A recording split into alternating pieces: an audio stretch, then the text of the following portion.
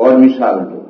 وہ ایک مرتبہ میں نے آیت کریمہ پڑھی تھی، پھر اس کی تفسیر نہیں ہوئی تھی اور ادھر ادھر کی باتوں میں وقت ختم ہو گیا.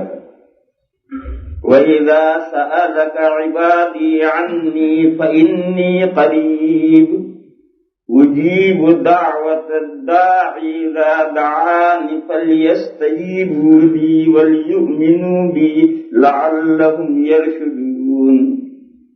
یہ روزوں کے بیچ میں آئے تھے، روزوں کے احکام کے بیچ میں اللہ فرماتے ہیں کہ جب آپ سے میرے بندے پوچھے، حضور سے کہا جا رہا ہے کہ آپ سے میرے بندے پوچھے، میرے بندے یعنی صحابہ. عربی میں اضافت مضاف کے لیے نہیں سمجھ، جیسے زید کا گھوڑا، یہ اضافت ہوئی، بیچ میں کا آیا. عربی میں یہ اضافت ہوتی وہ تشریف کے لیے ہوتی ہے، کسی چیز کا ویلیو بڑھانے کے لیے اضافت کی جاتی ہے. جیسے اردو کا ایک لفظ عام طور پر اردو بولنے والے غلط جگہ استعمال کرتے ہیں. اردو کا لفظ ہے اور اردو بولنے والے عام طور پر غلط جگہ استعمال کرتے ہیں. اپنے بچے کو لے کر آئیں گے، لڑکے کو لے کر آئیں گے، بیٹھیں گے اور اس لڑکے کا تعارف کرائیں گے کہ میرا صاحبزادہ ہے. یہ صاحبزادہ لفظ غلط جگہ استعمال کہیں گے میرا صاحبزادہ ہے. اس صاحبزادہ لفظ سے باپ نے کس کا رسپیکٹ کیا؟ بیٹے کا رسپیکٹ کیا یا اپنی تعریف کی؟ سوچ، اس کو بچے کا رسپیکٹ کرنا ہے، حالانکہ وہ اپنی تعریف کر رہا ہے. صاحب تو خود بن رہا ہے اور وہ میں حضرت جی کا لڑکا ہے. یہ مفہوم اس کا ہوتا. صاحب تو میں ہوا، زیادہ مانے جنا ہوا، صاحب کا ہے، صاحب حضرت جی کا جنا ہوا ہے. تو اپنا میاں مٹھو بن رہا ہے، اپنی تعریف کر رہا ہے اور وہ سمجھتا ہے کہ میں بیٹے کا رسپیکٹ کر رہا ہوں. بیٹے کا رسپیکٹ نہیں ہو رہا. یہ اردو کا ایک لفظ ہے صاحبزادہ، اور عام طور پر اردو بولنے والا اس کو غلط جگہ استعمال کرتے ہیں. پھر ایسی جگہ پر کیا استعمال کرنا چاہیے؟ ایسی جگہ پر استعمال کرنا چاہیے خادم ذات ہے، بڑا آدمی ہے، اس کے سامنے تعارف کرا رہا ہوں، میں بڑے کا میں خادم ہوں اور میرا لڑکا ہے. تو ایسی جگہ پر اردو محاورہ ہے خادم زادہ. صاحبزادہ کہاں استعمال کریں گے؟ کسی موقع پر تھرڈ پارٹی کسی شخص کا احترام کرنا چاہے. مثلا یہ حضرت مولانا اسعد صاحب مدنی دیدہ مجدور، کوئی کہے کہ یہ حضرت شیخ الاسلام کے صاحبزادے ہیں، تو اب حضرت شیخ الاسلام کے صاحبزادے، میں نے ان کا بھی رسپیکٹ کیا، ان کا بھی رسپیکٹ کیا اور میں تھرڈ پارٹی ہوں، تو وہاں صاحبزادہ لفظ استعمال کیا جائے گا. خود باپ اپنے بارے میں کہے کہ میرا صاحبزادہ ہے، وہ کہے گا یہ خادم زادہ ہے.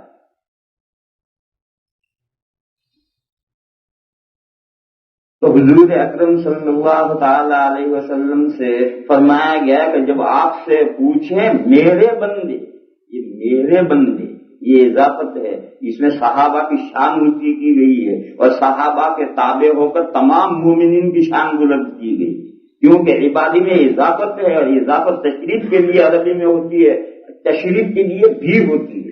اضافت کے بہت سے مقصد ہوتے ہیں، ان میں سے ایک مقصد کسی چیز کا ویلیو بڑھانے کے لیے اضافت کرتے ہیں کہ یہ حضرت شیخ الاسلام کے صاحبزادے ہیں، تو شیخ الاسلام کی طرف نسبت کر کے ان کا ویلیو بڑھائے.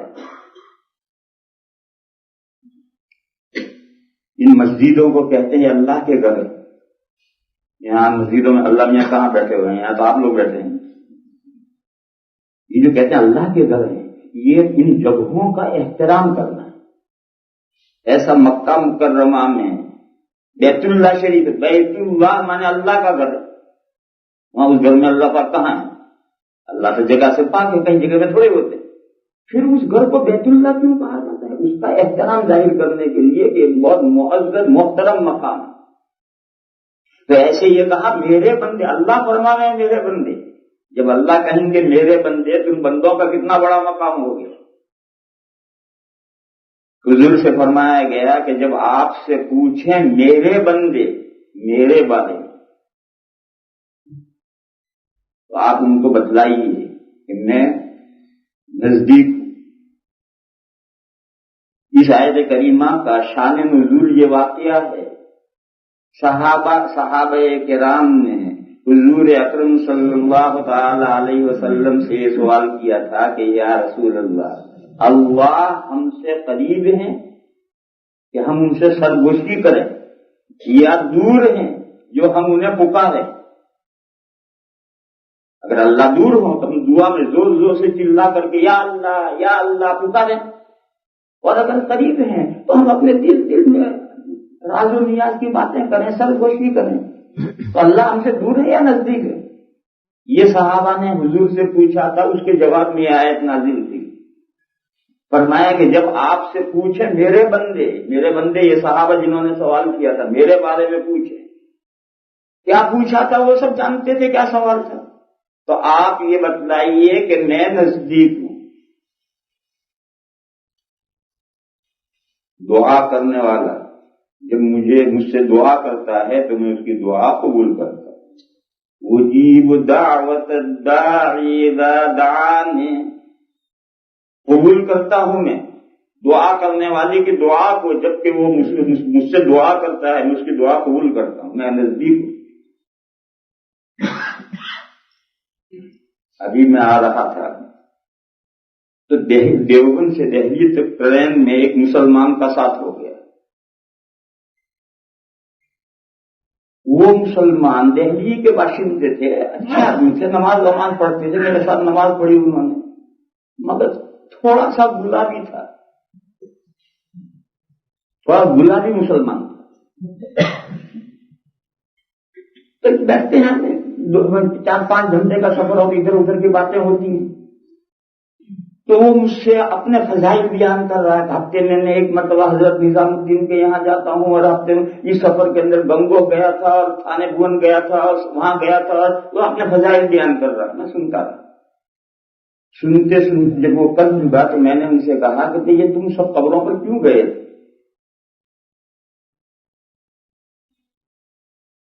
تو کہنے لگا، میں چپ ہو گیا، میں نے کہا یہ قبر والوں سے کچھ مانگنے گئے تھے، کیوں گئے تھے قبروں پر؟ ایصال ثواب کے لیے اگر گئے تھے تو اس کے لیے تو خامخواہ پیسہ خرچ کر کے وہاں جانا ضروری تھوڑی ہے، کہیں بھی بیٹھ کر کے جو کچھ پڑھ کر جس بزرگوں کو بھیجنا ہو بھیج دو، اس کے لیے اس کی قبر پر جانا ضروری تھوڑی ہے۔ ایصال ثواب کے لیے خامخواہ خرچہ کرنے سے کیا فائدہ کہ میں اس کی قبر پر جاؤں گا جب ایصال ثواب ہوگا؟ ایسا تو کچھ نہیں، ایصال ثواب تو ہر جگہ سے ہوتا ہے، تو کیوں گئے؟ یا ان سے کچھ مانگنے گئے؟ اب وہ چپ ہو، کہنے لگا کہ مانگنے تو ان سے کچھ نہیں گیا تھا، ان کے وسیلے سے دعا کرنے گیا، ان کے وسیلے سے دعا کرنے گیا۔ میں نے اس سے کہا کہ اللہ تعالیٰ کے کسی وسیلے کی ضرورت نہیں ہے، ان کا دروازہ تمام مومنین کے اور تمام مخلوق کے لیے اور تمام بندوں کے لیے، حتیٰ کہ خنزیر کے لیے بھی کھلا ہوا ہے۔ ان کا دروازہ ہر ایک کے لیے کھلا ہوا ہے، ان کے دروازے پر کوئی دربار ہے ہی نہیں کہ اللہ کی مخلوق اللہ تک پہنچنے کے لیے دربار کے ذریعے سے اللہ میاں کے چٹھی بھیجے، تب اللہ میاں کے یہاں سے پرمیشن ملے، تب مخلوق اللہ تک باریابی حاصل کرے۔ اللہ کے دروازے پر کوئی پہرا نہیں ہے۔ اللہ فرماتے ہیں اذا سألك عبادی عنی فإنی قریب اجیب دعوت الداعی اذا دعان، میرے بندے جب مجھ سے دعا کو کرتے ہیں تو میں ان کی دعا قبول کرتا ہوں، میں ان سے قریب ہوں۔ جب اللہ مخلوق سے قریب ہیں تو پھر بیچ میں واسطوں کی کیا ضرورت ہے؟ یہاں رک کر کے ایک مسئلہ سمجھنا چاہیے، وہ ہے توسل بمعنی برکت کے طور پر کسی کو درمیان میں لانا، برکت کے طور پر، اس میں کوئی حرج نہیں، برکت کے طور پر لانا یہ جائز ہے، نہ صرف جائز ہے بلکہ مطلوب ہے، بلکہ حدیثوں سے ثابت ہے۔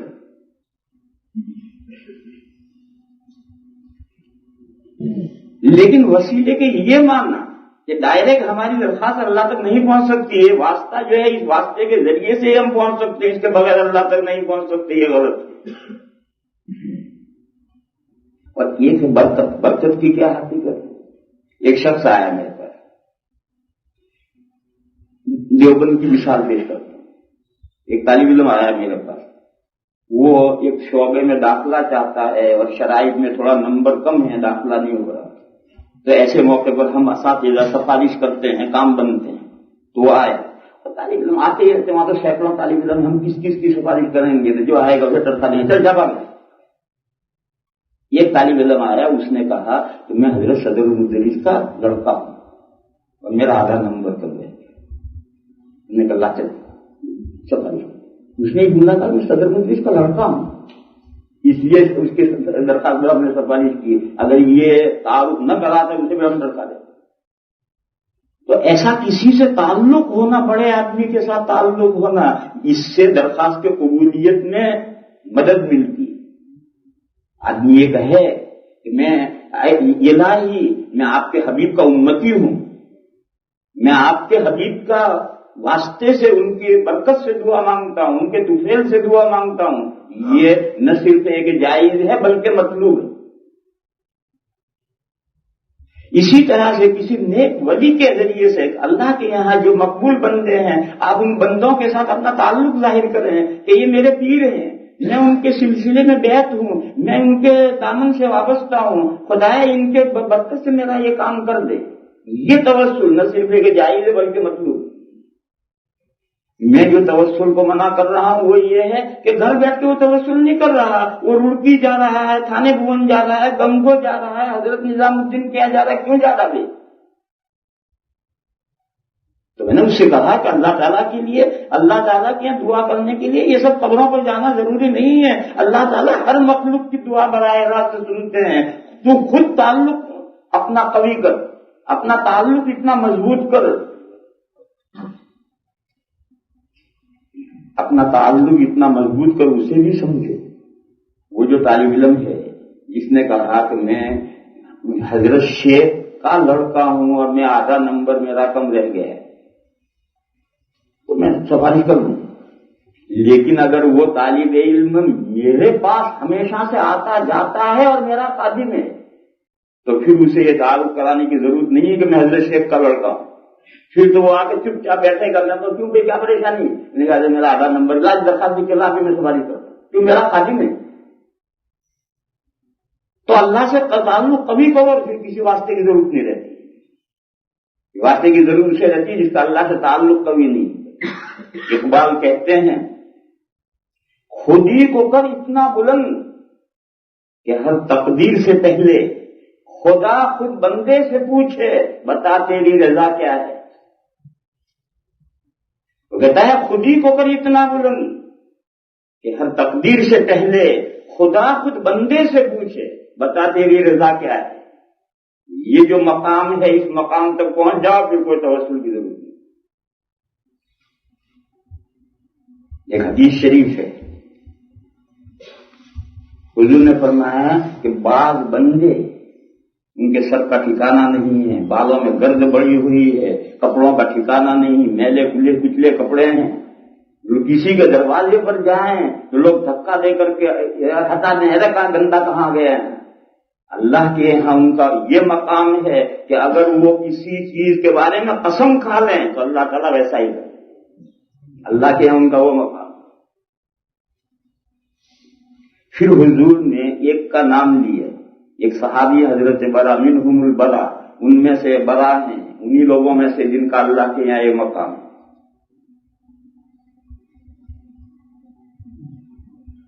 پھر قصہ یہ پیش آیا، حضور کی وفات ہو گئی، حضرت صدیق اکبر کے زمانے میں مسلمہ کذاب نے نبوت کا دعویٰ کیا۔ حضرت صدیق اکبر نے حضرت خالد ابن ولید کی سرکردگی میں لشکر روانہ کیا، 3000 لشکر، اور مسلمہ کذاب کے بعد میں 50,000 لشکر۔ اس 50,000 کے ساتھ 3,000 کا لشکر جنگ کرنے بھیجا گیا، کیوں مدینہ میں تھا ہی نہیں لوگ۔ جب جنگ شروع ہوئی تو ظاہر 3,000 50,000 کا کہاں مقابلہ کر سکیں؟ میدان مسلمان ادھر ادھر تتر بتر ہو گئے، 50,000 کے سامنے 3,000 کی حیثیت ہی ہے۔ ایک جگہ پر چند صحابہ اکٹھا ہوئے، ان میں وہ حضرت برا بھی تھے، جو دوسرے صحابہ تھے ان کو حضور کا وہ ارشاد یاد تھا۔ وہ سارے صحابہ نے حضرت برا کو گھیر لیے اور یہ کہا کہ تمہارے بارے میں حضور نے یہ فرمایا ہے، آج قسم کھاؤ کہ اللہ ہمیں بتا دے۔ انہوں نے کہا بھیا میرا یہ مقام نہیں، کہا نہیں تمہارا یہ مقام ہے۔ حضور نے فرمایا حضور جھوٹے نہیں تھے۔ چنانچہ کھڑے ہوئے، 2 رکعت نماز پڑھی، میدان جنگ میں 2 رکعت نماز پڑھی اور ہاتھ اٹھائے اور کہا کہ خدایا اس جنگ میں مسلمانوں کو فتح عطا فرما اور ابی کو شہادت عطا فرما۔ اپنے لیے شہادت مانگ لی، اور پھر 10-15 نے جو حملہ کیا اللہ تعالیٰ نے فتح عطا فرمائی، وہ 50,000 کا لشکر بھاگ کھڑا ہوا، مسلمان کامیاب ہو گئے اور اسی جنگ میں حضرت برا شہید ہوئے۔ کیوں؟ راز کھل گیا۔ یہ جو اللہ کے بندے ہیں ان کا راز کھل جاتا ہے تو پھر دنیا میں رہنا ان کو پسند نہیں ہوتا ہے، وہ تو گمنام رہتے ہیں، آج تک گمنام تھے، آج راز کھل گئے۔ تو انہوں نے مسلمانوں کے لیے فتح بھی مانگ لی اور اپنے لیے شہادت بھی مانگ لی۔ تو میں کہہ رہا تھا کہ اگر آپ خود ہی کو اتنا بلند کریں، آپ اللہ تعالیٰ سے اپنا اتنا رابطہ قوی کریں اور مضبوط کریں، پھر آگے ضرورت نہیں ہے۔ لیکن اگر آپ اتنے رابطہ قوی نہیں کیے ہوئے تو بہرحال یہ برکت کے طور پر حضور پاک صلی اللہ تعالی علیہ وسلم کی برکت سے دعا مانگنا یا اولیاء کی برکت سے دعا مانگنا یہ نہ صرف جائز ہے بلکہ مطلوب ہے۔ لیکن توسل بئی ماننا کہ میں حضور کا یا اولیاء کا واسطہ لوں گا تو ہی میری دعا اللہ کی بارگاہ میں قبول ہوگی، اس توسل کے بغیر بارگاہ میں قبول نہیں ہوگی، یہ شرک ہے۔ ایسا توسل شرک ہے، اسلام میں اس کی کوئی گنجائش نہیں ہے۔ اللہ کی بارگاہ ہر مخلوق کے لیے ڈائریکٹ کھلی ہوئی ہے، ان کے دروازے پر کوئی دربان نہیں۔ یہ آیت کریمہ یہی کہہ رہی ہے، وَإِذَا سَأَلَكَ عِبَادِي عَنِّي فَإِنِّي قَرِيبٌ اجیب دعوت الداعی اذا دعانی فلیؤمنوا بی، بس مجھ پر یقین رکھو۔ یہ بھی دعا کے آداب میں سے حضور پاک صلی اللہ تعالی علیہ وسلم نے ایک حدیث میں فرمایا کہ اللہ تعالیٰ بندے کی دعا ضرور قبول کرتے ہیں، ما لم یستعجل، جب تک بندہ جلدی نہ مچائے۔ صحابہ نے پوچھا کہ یا رسول اللہ دعا میں جلدی مچانا کیا ہے؟ اس نے فرمایا 5-7 مرتبہ دعا کی، اس کا مقصد پورا نہیں ہوا تو ہاتھ چھوڑ کے بیٹھ گیا کہ مانگتا ہوں اللہ میں سنتی۔ یہ جلدی مچے، یہ جلدی مچے۔ کوئی ضروری تھوڑا کہ 5-7 مرتبہ مانگنے پر تیری بات پورا ہو جائے، مانگتا رہے مانگتا رہے مانگتا رہے، اس درگاہ سے مایوس نہیں ہوا، کسی نہ کسی دن تیری مراد پوری ہوگی۔ لیکن تو ہتھیلی پر سرسوں جمانا چاہے، ہتھیلی پر سرسوں تھوڑے جمتی، ہتھیلی پر سرسوں جمانا نہیں سمجھے، یہ اردو کا ایک محاورہ ہے۔ ہتھیلی پر سرسوں جمانا مانے ہتھیلی پر سرسوں بچھا دی اور پانی چھڑک دیا اور دیکھ رہا ہے کہ کب اگتا ہے۔ سرسوں جمانا کے معنی اسے اگانا، اور سرسوں ان دانوں میں سے جو بہت جلد اگتے۔ آپ کو شادی کرنی ہے، شہر میں کوئی جگہ ہموار کر کے سرسوں سے لکھ دیجئے ویلکم، اور پھر ہلکا ہلکا پانی ڈال دیجئے شام کو، صبح وہ سارا سرسوں اگ گیا ہوگا اور گھاس میں لکھا ہوگا ویلکم۔ ایک رات میں اگ کر کے صبح نمودار ہو جاتا ہے۔ تو سرسوں دانوں میں سے یہ بہت جلد اگتے ہیں، مگر بہت جلد اگنے کا مطلب یہ تھوڑا یہ کہ سرسوں لیا اور ہاتھ پر پھیلایا اور ذرا کیا اور ذرا پانی ڈالا اور دیکھ رہا کب اگے۔ ارے بھائی اتنے جلدی تھوڑے اگتے ہیں۔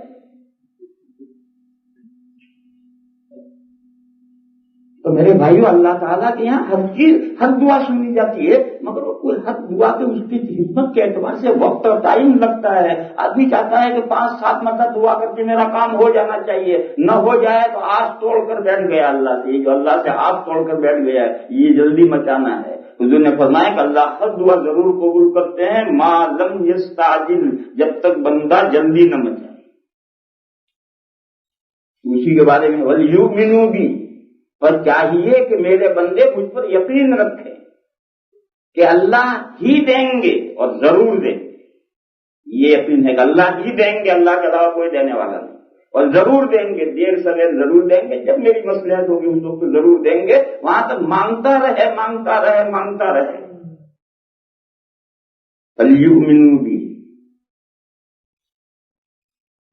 فَلْيَسْتَجِيبُوا لِي، یہ ٹکڑا رہ گیا.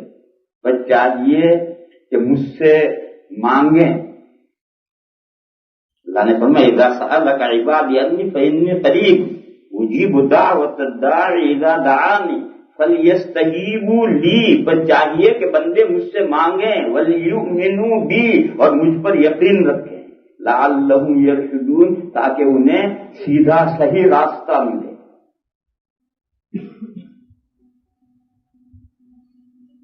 اس آیت کریمہ میں حضرت تھانوی قدس سرہ نے ان کی تفسیر ہے بیان القرآن. حکیم الامت حضرت مولانا اشرف علی صاحب تھانوی قدس سرہ کی تفسیر ہے بیان القرآن. بیان القرآن میں حضرت نے لکھا ہے کہ یہ اللہ نے فرمایا کہ میں قریب ہوں. میرے بندے جب میرے بارے میں آپ پوچھیں تو آپ ان کو بتلائیے کہ میں قریب ہوں. اللہ کے قریب ہونے کا کیا مطلب؟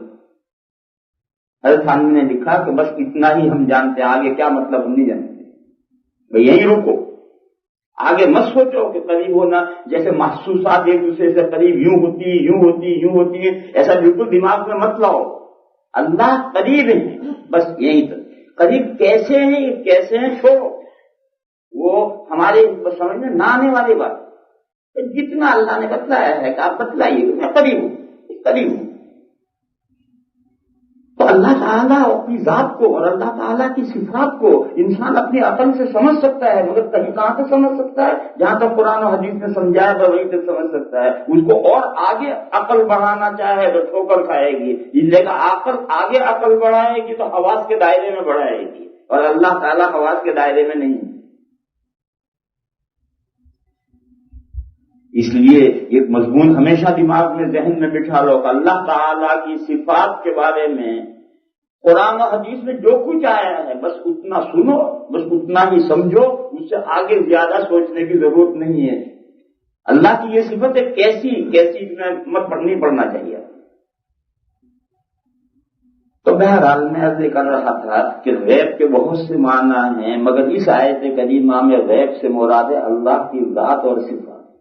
اللہ کی ذات اور صفات پر جو ایمان رکھتا ہے صحیح ایمان یعنی اللہ اور اللہ کی صفات کا جو تعارف قرآن و حدیث نے کیا ہے بس اس کے مطابق اپنی طرف سے سوچ کر جیسا اس نے اللہ کو گھڑا، سوچ کر جو اللہ کا تصور قائم کرے گا وہ تو انسان کا گھڑا ہوا ہے. آدمی اپنی عقل میں اللہ کی ذات اور صفات کے بارے میں سوچ کر جو تصور قائم کرے گا وہ تو انسان کا گھڑا ہوا ہے، وہ نہیں. قرآن و حدیث میں جیسا تعارف کرایا گیا ہے ایسا اللہ پر اور ذات پر اور صفات پر یقین رکھنا. ایک دوسرا، اللہ جل شانہ عم نوالہ نے انسانوں کے پاس ہدایات دے دی. ان ہدایات میں وہ توسط ہے.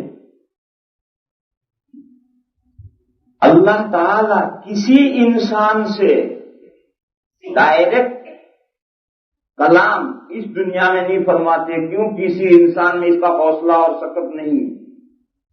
ما کان لبشر ان یکلمہ اللہ الا من وراء حجاب. اللہ تعالیٰ کسی بھی بندے سے کلام فرماتے ہیں تو پردے کے پیچھے سے کلام فرماتے ہیں. دو بدو اس دنیا میں کسی بندے سے کلام نہیں کرتے. دور پر حضرت موسیٰ علیہ السلام سے اللہ تعالیٰ نے کلام فرمایا ہے، پردے کے پیچھے سے کیا ہے. پردہ کیا تھی؟ تجلی تھی. جو درخت پر آگ نظر آئی تھی، وہ درخت پر آگ نظر آئی تھی، وہ اللہ نہیں تھی، وہ اللہ کی تجلی اور پردہ تھا. پھر وہاں اللہ سے موسیٰ علیہ السلام کی بات چیت ہوئی، مگر اللہ نہیں، وہ تو وہ تجلی نظر آ رہی تھی. جو درخت پر آگ نظر آ رہی تھی، جو تجلی نظر آ رہی تھی، وہ بیچ میں پردہ تھی. حضور پاک صلی اللہ تعالی علیہ وسلم معراج میں تشریف لے گئے ہیں. مسلم شریف میں روایت ہے حضور پاک صلی اللہ تعالی علیہ وسلم سے پوچھا گیا کہ آپ نے معراج میں اللہ پاک کو دیکھا؟ تو حضور نے فرمایا نور انا اراہ، اللہ تو ایک نور ہے، میں کہاں سے دیکھتا ہوں. ہاں، جنت میں پہنچنے کے بعد میں پھر انسان براہ راست اللہ تعالیٰ کو دیکھیں گے بھی، اور اللہ کی بندوں سے براہ راست بات چیت بھی ہوگی. قرآن کریم میں ہے وجوہ یومئذ ناظرۃ الی ربھا ناظرہ، قیامت کے دن کچھ چہرے تر و تازہ ہوں گے، وہ اپنے پروردگار کی طرف دیکھنے والے ہوں گے، دیکھیں گے۔ اور بات چیت بھی بندوں سے اللہ کی براہ راست ہوگی۔ ان الذین یشترون بعہد اللہ وایمانہم ثمنا قلیلا اولئک لا خلاق لهم فی الآخرۃ ولا یکلمهم اللہ ولا ینظر الیہم یوم القیامہ۔ فلاں قسم کے بندوں سے اللہ تعالیٰ ان کی طرف دیکھیں گے بھی نہیں، اللہ ان سے بات بھی نہیں کریں گے۔ وہ پوری آیت سمجھانے جاؤں گا تو 1 گھنٹہ اس میں لگ جائے۔ بہرحال کچھ ایسے نالائق بندے ہیں جن کی طرف اللہ قیامت کے دن نہیں دیکھیں گے، ان سے بات نہیں کریں گے۔ معلوم ہوا کہ کچھ اس کے مقابل اچھے بندے ہیں جن سے اللہ بات کریں گے۔ اور کل میں نے حدیث سنائی تھی کہ اللہ بندے کو بلائیں گے، اس سے کہیں گے میرے بندے میں بھوکا تھا، تو نے مجھے کھانا نہیں کھلایا، میں پیاسا تھا، تو نے مجھے پانی نہیں پلایا، میں بیمار پڑا تھا، تو مجھے پوچھنے نہیں آئے۔ تو اگلی زندگی میں اللہ کو براہ راست دیکھے گا بھی انسان اور بات چیت بھی ہوگی، لیکن اس دنیا میں نہ رویت نہیں، بات چیت ہو سکتی ہے لیکن بات چیت بھی پردے کے پیچھے۔ پردہ کس چیز کا ہے؟ کپڑے کا نہیں، پردہ بھی اللہ کی تجلی اور نور کا پردہ ہوتا ہے۔ پردہ بھی اللہ کی تجلی اور نور کا پردہ ہے، کوئی کوٹن کا پردہ نہیں کہ ایک پردے کے پیچھے ایک ادھر بیٹھا ہے ایک ادھر بیٹھا ہے، ایسا نہیں سمجھنا چاہیے۔ پردہ بھی خود اللہ کی تجلی اور نور کا پردہ ہے۔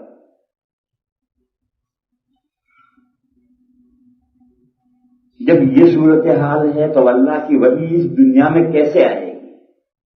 اس کے آنے کی شکل ایک تو یہ ہے کہ پردے کے پیچھے سے اللہ تعالیٰ کلام فرمائے، جیسا کہ حضرت موسیٰ علیہ السلام سے طور پر کلام فرمایا تھا، حضور سے معراج میں کلام فرمایا تھا۔ لیکن یہ تو جزوی واقعہ ہوتا ہے، پوری شریعت اس طرح سے نازل نہیں ہوتی، پورا دین اس طرح سے نازل نہیں ہوتا، بلکہ اللہ تعالیٰ فرشتوں کے ذریعے سے بھیجتے، وحیاں بھیجتے ہیں۔ جب بیچ میں فرشتوں کا توسط ہے تو ایمان کے لیے فرشتوں پر ایمان لانا ضروری ہے۔ فرشتوں پر ایمان لائے بغیر مومن کا ایمان مکمل نہیں ہوتا۔ کوئی کہ جنات پر ایمان کو لانا ایسا ضروری نہیں جیسا فرشتوں پر۔ جنات پر ایمان نہیں لائے گا تو قرآن کی بہت سی آیتوں کا انکار ہو جائے گا۔ جن آیتوں میں جنات اور شیاطین کا تذکرہ ہے ان کا انکار ہو جائے گا، لیکن فرشتوں پر ایمان نہیں لائے گا تو جو اللہ کی ہدایت ہے آدم علیہ السلام سے حضور کے زمانے تک جو انسانوں پر آئی ہے سارا ہی سلسلہ ختم ہو جائے گا۔ یہ فرشتوں پر ایمان لانا ضروری ہے۔ پھر اللہ نے فرشتوں کے ذریعے سے جو وحیاں بھیجی ہیں تو بہت سی کتابیں نازل ہوئی ہیں، ان سب کتابوں پر ایمان لانا ضروری ہے۔ اور بے شمار انبیاء مختلف زمانوں میں منتخب کیے گئے ہیں، ان تمام نبیوں پر ایمان لانا ضروری ہے کہ یہ سب نبی اللہ کے نبی ہیں، یہ سب کتابیں اللہ کی کتابیں ہیں، یہ سب سلسلہ ماننا ضروری ہے۔ یہ سب سلسلہ مانے گا تو ہی تو قرآن کریم کا نمبر آئے گا۔ یہ پہلے نبیوں کو مانے گا تو حضور کو ماننے میں کیا پریشانی، یہ پہلی کتابوں کو مانے گا تو قرآن کو ماننے میں کیا پریشانی، اور جب کوئی بھی نبی نہیں مانے گا، کوئی بھی کتاب نہیں مانے گا تو قرآن اور حضور کو کیسے مانے گا؟